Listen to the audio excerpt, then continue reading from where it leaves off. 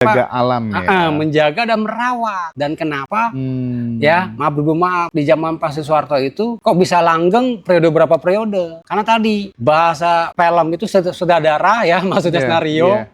Ya kita apa sih lakonnya itu sudah ada. Bahasa tari Wong Jawa Dipo nerimo ing pangdem sangat sulit bagi bahasa orang-orang biasa nyebutnya.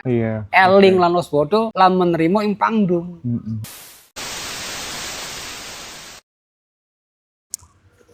Iya, teman-teman semuanya. Jadi hari ini kita tidak sedang wawancara orang yang kaya, orang yang terkenal, tetapi ini teman lama, seorang musafir yang tinggalnya itu di makam-makam, di kuburan-kuburan, tidur di antara arwah, tapi mungkin jiwanya lebih hidup dari kita semua.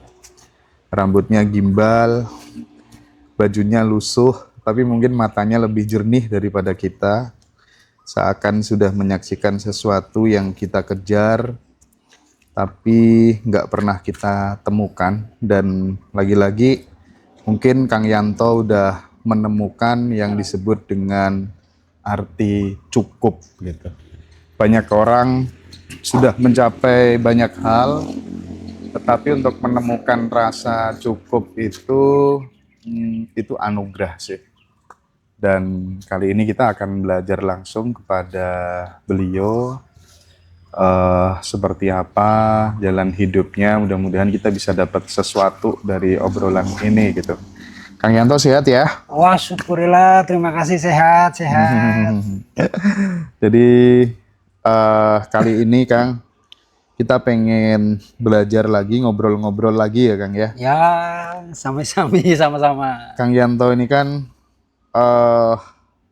memilih untuk tinggal di makam-makam wali, atau kemudian juga tempat pemakaman umum yang di situ ada eyang, ada leluhur gitu ya. Amin. Alasan utamanya apa, Kang Yanto? Kenapa memilih jalan hidup yang seperti ini? Ya, apa ya, alasan, tujuan, keinginan saya ingin dekat makom-makom. Kelak nanti saya seperti mereka. Jadi nggak kaget, tidak terkejut, saya akan seperti mereka. Ya itu yang apa, simple sederhana aja ya. Tapi ke sisi lainnya ya mudah-mudahan para arwah apa ya mendukung, merestui kehidupan saya kedepannya itu menjadi orang yang apa ya bijaksana mungkin, atau apa sih, solider misalnya, atau mengingatkan bagi yang ziarah kubur misalnya, atau apalah dan lain-lain disebutnya ya. Yang penting di makom-makom itu tadi ya kelak nanti saya seperti mereka. Yang gampang aja. Sebagai pengingat ya Kang, bahwa kita akan mati seperti mereka gitu. Minimal kan kalau misalnya kita ada alarm, ada pengingat gitu, kita jadi orang itu nggak kemerungsung, tahu diri, toh ya aku bakal mati gitu kan. Sadar bahwa kita nggak perlu mati-matian mengejar sesuatu yang nggak bakal dibawa mati. Kurang lebihnya begitu Kang ya. Yanto, Benar ya, seperti itu. Oke. Tapi pernah nggak merasa dirinya Kang Yanto itu menjadi sepi karena sendirian gitu? Atau justru di dalam kesendirian, di dalam sepi itu menemukan sesuatu yang sangat berarti gitu? Gimana Kang?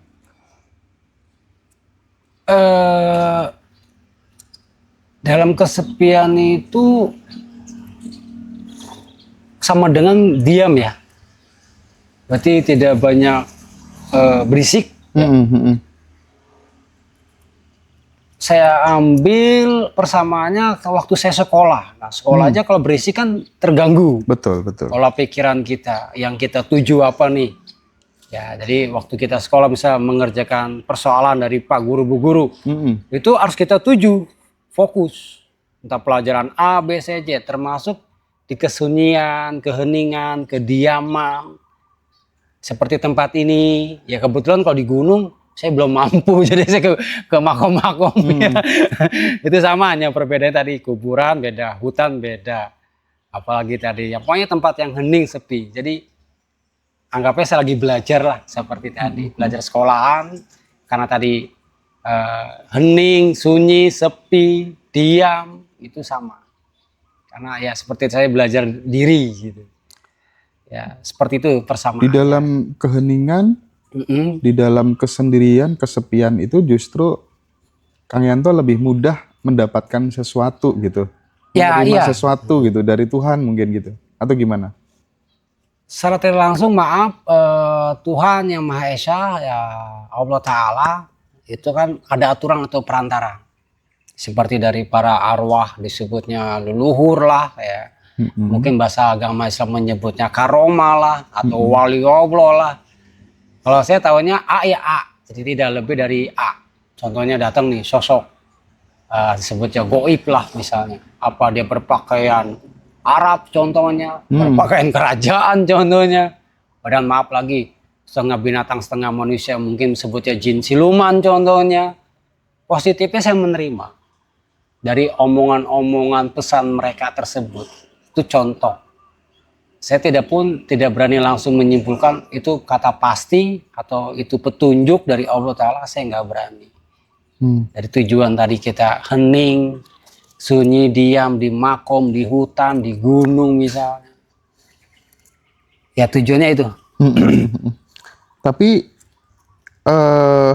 yang paling berat apa Kang? Hidup seperti ini tuh kira-kira yang paling berat tuh apa? Misal makan kan tidak pasti.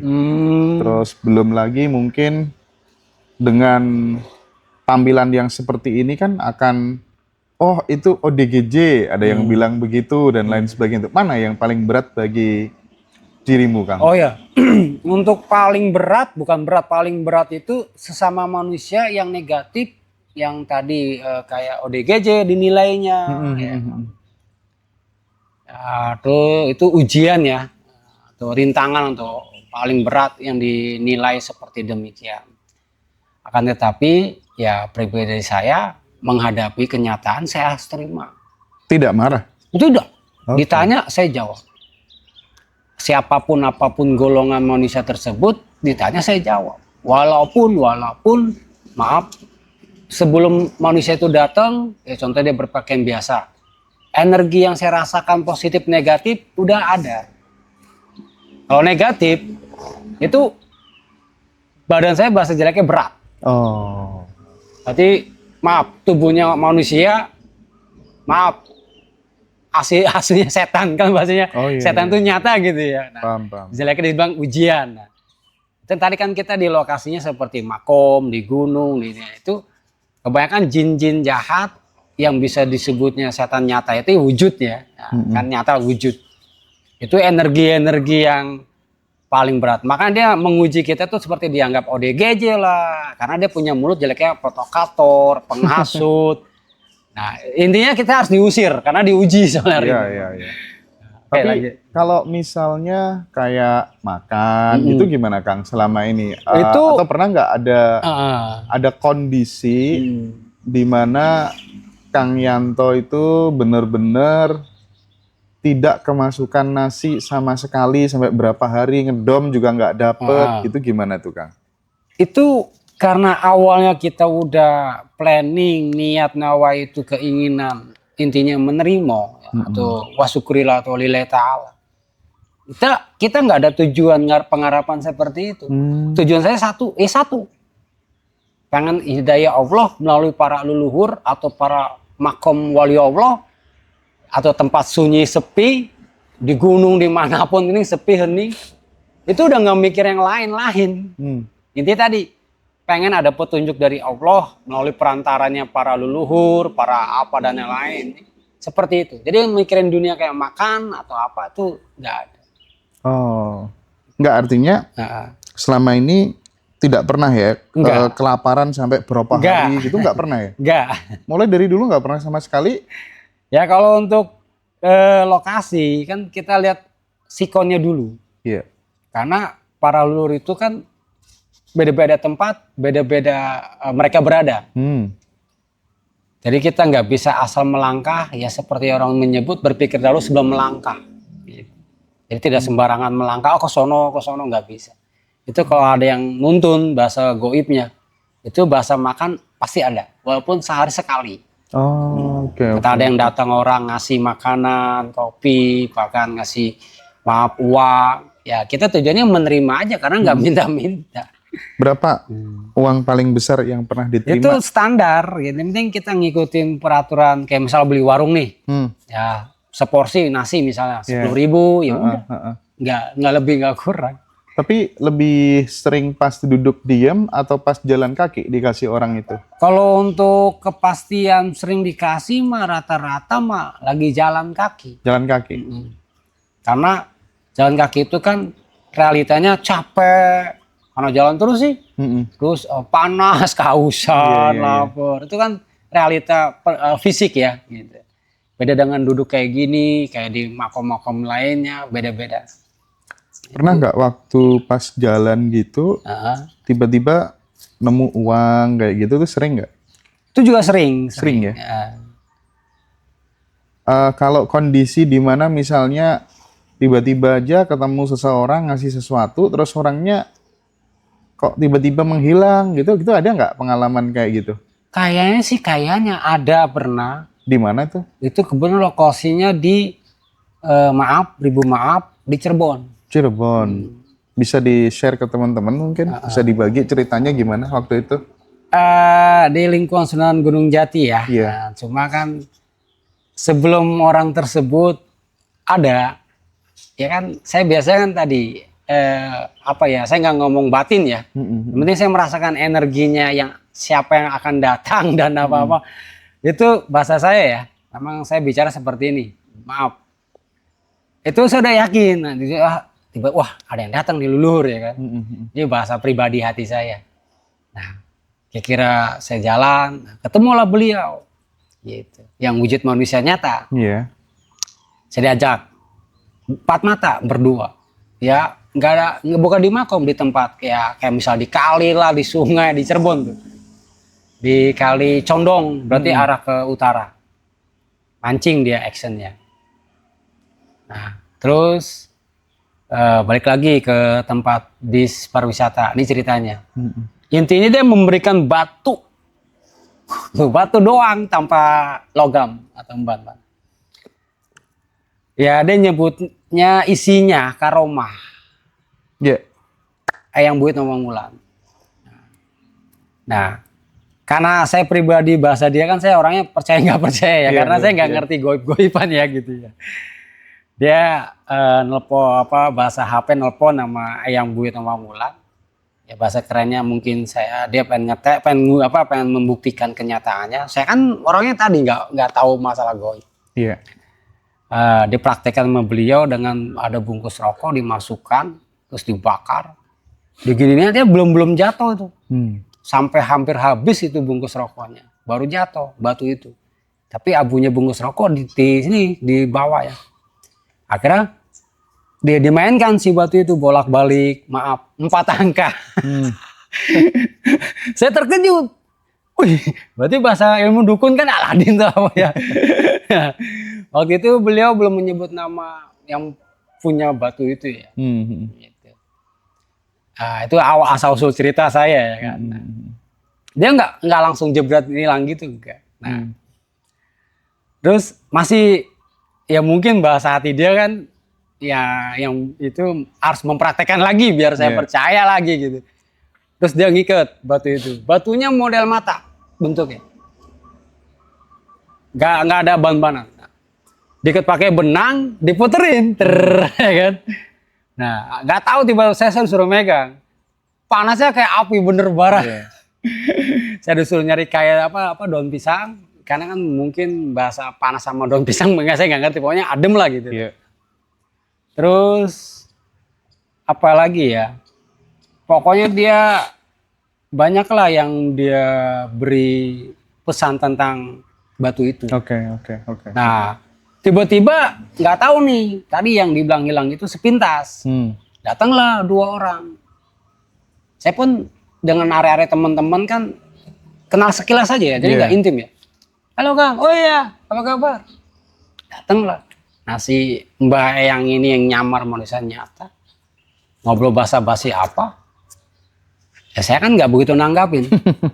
Pokoknya saya lengah dikit udah nggak ada orangnya. Jadi jangan kayak cerita orang yang tutut enggak. Oke. Itu pribadi pengalaman saya. Tapi kalau di luar dari seperti itu Kang, kan dirimu yang namanya malam-malam di tengah banyaknya makam orang-orang yang sudah meninggal kayak gini kan, di tengah kuburan kayak gitu, pernah nggak semacam kayak digodain dengan? Kalau energi ya kan, saya tadi nggak bisa mereka maaf kayak kuntilanak, toyol, pucong misalnya kan gitu ya. Itu mereka nggak wujud, nggak, energi doang. Energi. Bahasa jeleknya kayak orang saya diserang, disantet lah dulu. Jadi kebayang dari belakang. Jadi saya merasakan beratnya. Ada sesuatu. Ya gitu. Kalau suara gimana? Nggak ada. Nggak ada. Paling saya dari sini ya bangsa 10-15 meter, 20 meter itu mereka di sana. Nggak bisa dekat sekali dengan 1 meter. Nggak bisa. Itu pun pernah ngalamin yang bahkan meraba tubuh saya. Diraba. Sampai itu kejadian di masih lingkungan Jawa Barat ya. Contohnya di Raja Galuh, Majalengka, tempat pariwisata. Wah keren juga tuh. Terus yang di Museum Patela, Jakarta Kota Tua itu benar-benar luar biasa itu. Saya salut, memang bahasa orang kelas mah goib-goibnya berkelas lah. Saya juga agak-agak sawan sih ya gitu. Cuma bener, goblok dirasa bener teh. Gimana sih kalau bahasa kita diraba? Berarti dia sosok wanita lah. Iya. Maksudnya, wow bener. Tapi saya nggak ada kayak tadi muntah darah misalnya sakit atau stres kesurupan, nggak ada. Nggak pernah. Itu pengalaman yang tadi goib-goib. Iya. Oke Kang, kembali ke soal tadi ya. Awal kita ngobrol pengen kita itu kan dalam kehidupan sehari-hari di tengah keramaian kota segala macam, kita dituntut dengan yang namanya target, goals, ambisi gitu, seolah-olah itu nggak ada habisnya gitu. Sementara kalau belajar dari Kang Yanto, ini sudah menemukan makna dari kata cukup gitu kan. Makan tidak harus 2 kali sehari, tidak harus 3 kali sehari gitu kan.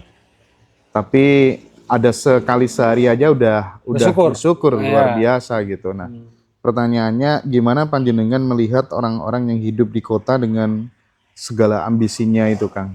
Versimu gimana kira-kira? Kalau pribadi saya tentang pendapat itu secara realita umum aja ya. Karena saya tidak suka kepo ikut campur urusan masing-masing ya. Jadi mau berlebihan kayak apa-apa itu sah-sah aja. Pendapat saya tentang mereka yang di tempat kota-kota, ya saya kan gimana ya untuk penilaiannya, harus melarang enggak ya kan? Karena secara pikiran saya ke dunia nyata, secara medis kan 4 sehat 5 sempurna ya. Jadi pagi siang sore itu lumrah. Jadi saya nggak ada komentar negatif. Tapi gimana positif dengan orang-orang yang kemerungsung, kurang terus gitu, ada nggak pesan buat kalau itu kan gitu? jeleknya egois ya, atau serakah, ingin banyak apa gitu ya. Pribadi saya kepada orang seperti itu harus sadar diri ya, sadar diri tadi, saya orang miskin, ya udah miskin, jangan dipaksa, karena akan berarti kan efeknya jelek ya. Efek sampingnya jelek, akan merugikan ke orang lain, nanti akhirnya ke pribadi juga. Kemerungsung itu mungkin karena jarang lihat kuburan kali ya Kang ya? Itu enggak juga ya, karena tadi kebanyakan maaf rata-rata bagi orang miskin harta dan miskin pola pikir atau pendidikan ya, itu mudah dipengaruhi dengan tadi dirayu, dihasut dengan cara nih ada barang bagus, HP misalnya, motor. Mudah sekali tertipu bahasa jelek, terhasut, terayu. Itu yang saya, hanya karena faktor awalnya itu, maaf bagi orang-orang miskin, orang bodoh, suka seperti itu. Ya, jadi ini namanya Kang Yanto, teman-teman. Dia memilih jalan hidup seperti ini bukan karena jalan hidup seperti ini yang terbaik gitu ya. Tapi setiap orang itu punya preferensi sendiri-sendiri, punya pilihan hidup sendiri-sendiri. Ini banyak yang tanya lokasinya di Bojonegoro, teman-teman ya. Jadi gitu. Nah, kembali ke Kang Yanto gitu. Berarti apa dong makna hidup menurut Kang Yanto? Sampai detik ini kira-kira apa memaknai kehidupan ini? Untuk saat detik ini makna hidup, tetap saya punya misi visi pribadi dari diri saya. Ya walaupun pribadi saya tanpa lisan pemberitahuan dari leluhur maupun karuhun. Intinya menjaga dan merawat para karuhun. Karuhun tuh bahasa Sunda ya? Kebetulan kata karun itu saya nggak ngomong Sunda dan Jawa Timur, Jawa Tengah. Intinya bentuknya adalah utusan hamba Allah Ta'ala yang pengendali 5 alam. Itu yang saya tahu. Berarti apa makna hidup versi Kang Yanto tadi intinya apa? Menjaga dan merawat. Menjaga dan merawat. Seperti saya anak merawat orang tua. Yang dirawat apa? Ya merawat realita kayak bapak ibu bawa tidur udah saya siapin kopi teh kayak gitu. Jadi itu yang simpel aja. Hanya tadi kan nih jalurnya ke goib, tapi sama dengan yang nyata. Maaf beribu maaf, saya ambil contoh, maaf ya cerita yang realita ya. Bapak Presiden Soeharto contohnya. Alam cuaca yang pernah kita itu terkendali. Beda dengan namanya ekonomi itu buatan manusia, tapi kalau alam itu sangat penting. Kenapa? Menjaga alam ya. Menjaga dan merawat. Dan kenapa? Ya, maaf di zaman Pak Soeharto itu kok bisa langgeng periode berapa periode? Karena tadi bahasa film itu sutradara ya, maksudnya skenario. Ya kita apa sih lakonnya? Itu sudah ada. Hanya itu aja. Jadi menjaga merawat. Nggak lebih dan kurang. Tapi pernah nggak Kang Yanto gitu ya, karena memilih jalan hidup yang berbeda dengan yang orang lain pilih gitu. Pernah nggak merasa kayak dirimu tuh kayak kehilangan arah gitu? Atau justru malah dengan menempuh jalan yang seperti ini tuh aku jadi malah ketemu jalan hidup yang sejati gitu, atau gimana sih? Kebetulan maaf semuanya, bukan saya sombong atau so tahu ya, maaf. Jadi pertanyaan tadi saya jawabannya kan suka dari awal ya. Saya lahir di bumi ini itu manut. Jadi nggak ada pengharapan atau imbalan dari bapak ibu kandung saya langsung, termasuk orang lain, apalagi masuk leluhur saya. Bahasa luhur kan goib ya. Iya. Jadi saya ambil ada sebuah kata-kata kiasan mutiara, kegagalan kunci keberhasilan. Itu tujuannya adalah gagal adalah orang tua kita ya atau leluhur kita. Nah, haruslah anak cucunya yang berhasil. Melaksanakan tugasnya yang pemimpin itu sebenarnya serakah apa enggak serakah itu aja. Maksudnya menjaga, merawat atau pengen, ayo upeti sini, ayo pajak sini, gua korupsi, ya kan bingung lagi ngomong kayak gitu ya kan. Jadi saya nggak merasa seperti raja maupun presiden ya, maaf. Jadi saya sebagai anak lah zaman sekarang lah, ya seperti tadi. Inti jeleknya maaf, saya itu dipaksa begini. Iya. Saya normal, tapi saya tetap bahasa tari wong Jawa Dipo. Nerimo yang pangdem sangat sulit bagi bahasa orang-orang biasa nyebutnya. Eling lan waspada lan menerima ing pangdem. Maaf, saya tambahkan menerima itu persamaannya Asmaul Husna itu asyakuru. Bahasa orang Arabnya namanya syukron, maha terima kasih, maha menerima. Beda dengan asyaburu. Nah, itu aja tujuan saya. Tapi saya nggak ada keinginan seperti ini sebenarnya. Jadi jeleknya saya dipaksa. Ya hanya perantara bersedia aja ya Kang ya, seperti ini ya sudah gitu intinya ya. Saya tahu tidak melawan enggak. semesta gitu ya. Karena maaf, saya potong tambah lagi, maaf ya. Allah Ta'ala menciptakan kita hanya manusia doang. Bukan manusia raja, manusia sakti, manusia lain-lain, Pak, hanya manusia doang. Kebetulan saya bentuknya cowok atau pria, ya udah jadi pria cowok. Nah, udah gitu. Oke. Itu pribadi. Jadi bukan karena apa, terpaksa dipaksa. Bukan frustasi, bukan. Kalau frustasi saya orang gila dong. Oke, maaf ya, lanjut. Iya, teman-teman, jadi gimana pun juga terkadang mereka-mereka yang tidur di makam gitu ya, itu justru yang jiwanya lebih hidup gitu. Kadang yang dianggap sebagai seorang gelandangan itu kan kadang justru mereka lebih merdeka gitu. Kita ini yang tinggal di rumah yang nyaman, pakai bantal yang empuk, AC yang dingin, tapi terkadang jiwanya sering kebingungan, sering haus, masih kurang, sering sepi, masih kurang. Sedangkan orang-orang seperti Kang Yanto banyak ya, saya melihat tuh hanya beralaskan bumi, berbicara dengan langit. Mungkin bukan mereka-mereka ini yang perlu kita kasihani gitu, tapi kita yang justru lupa caranya untuk pulang dan kembali sadar gitu. Karena aku dulu kan nggak tahu ya, aku tuh kok punya ketertarikan terhadap teman-teman yang model-model Kang Yanto tuh dari dulu gitu.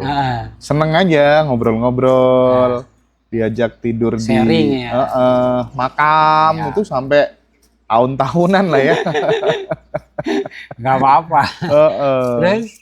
Nah, terus akhirnya ya banyak melihat perspektif-perspektif yang beda lah ya dari yang selama ini saya pelajarin gitu kan. Ngerti apa, oh ternyata tidak hanya syariat, ternyata ada thariqat, ternyata ada kayak gini gitu kan. Nah, itu sih kita pentingnya untuk terus belajar kepada siapapun gitu. Rendah diri. Oke, kita break sejenak ya, Kang Yanto, matur suwun. Monggo. Sengaja, action.